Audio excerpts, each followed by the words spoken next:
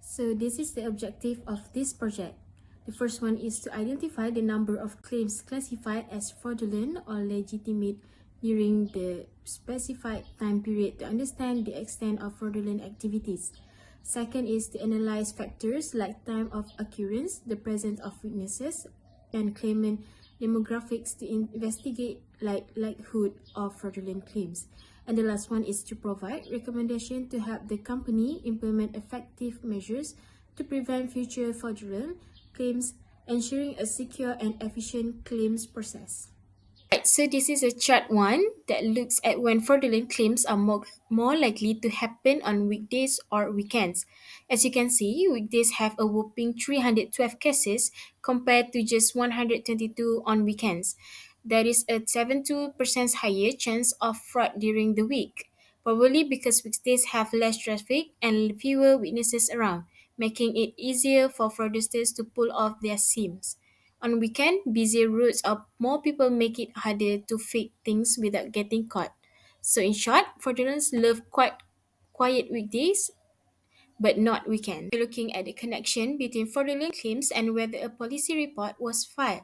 Turns out, 285 fraudulent claims were linked to having a report, compared to only 149 without one. That's a big difference. Fraudsters seem to use this report to make their claims look more legit, thinking official document will avoid too much scrutiny. This highlights why verify this report is so important to keep things fair and help catch false claims. Chart 3 shows whether or not there was a presence of a witness in fraudulent claims on cars' physical damage in 2015 and 2016. Claims without witnesses were significantly more likely to be fraudulent, with 355 such cases compared to just 79 cases where witnesses were present. The lack of witnesses allows fraudsters to fabricate stories without being challenged, highlighting the importance of thorough investigation for claims with no witnesses. In summary, it can be said that cases with no witnesses present are more likely to be fraudulent than cases with witnesses present. In 2015 and 2016, 82% of fraudulent claims had no witnesses present. This means the company should be more cautious with claims in which there was no witness present. Chart 4 depicts the gender of drivers who filed fraudulent claims on cars for physical damage in 2015 and 2016. The gender of the driver can either be male or female. This is relevant information as it can assist us to determine the gender more likely to file fraudulent claims so that we can take cautionary steps in the future. From the chart, 233 female drivers filed fraudulent claims.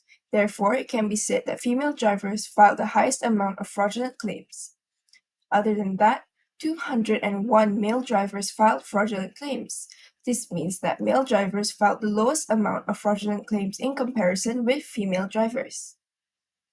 In conclusion, we can expect that female drivers are more likely to file a fraudulent claim on a car's physical damage. This is backed up by the fact that in 2015 and 2016 alone, 54% of fraudulent claims were made by female drivers. This may be due to female drivers being more cunning, therefore coming up with the idea to file a fraudulent claim.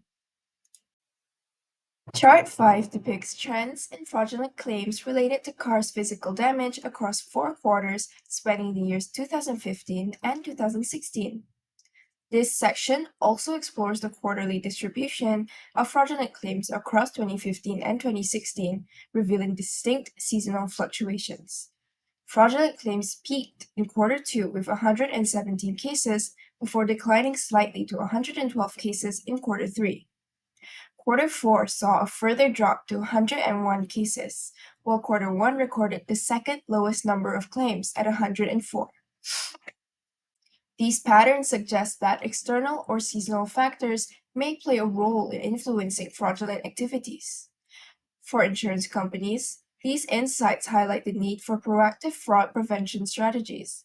Special focus should be given to quarter 2 and quarter 3, where fraudulent claims spike by deploying advanced fraud detection systems and increasing vigilance during these quarters. The quieter period in quarter 4 can be used to audit claims processes and identify loopholes exploited by fraudulent actors. By understanding these seasonal trends, insurers can allocate resources more effectively and safeguard against the financial losses caused by fraudulent claims. Chart 6 shows the higher education status indicator. This graph analyzes the education levels of individuals filing fraudulent claims. It reveals that those with higher education were more likely to engage in fraudulent activities with 260 cases compared to 174 cases filed by individuals without higher education. This trend suggests that individuals with advanced education may possess a deeper understanding of insurance systems, enabling them to exploit loopholes or craft more convincing claims. The finding underlined the needs for insurance companies to apply true verification processes across all demographic groups regardless of education level. While individuals with higher education may present more sophisticated claims, and those without higher education may rely on different tactics. By employing behavioral analysis and data-driven fraud detection systems, insurance can identify suspicious patterns and mitigate risks effectively.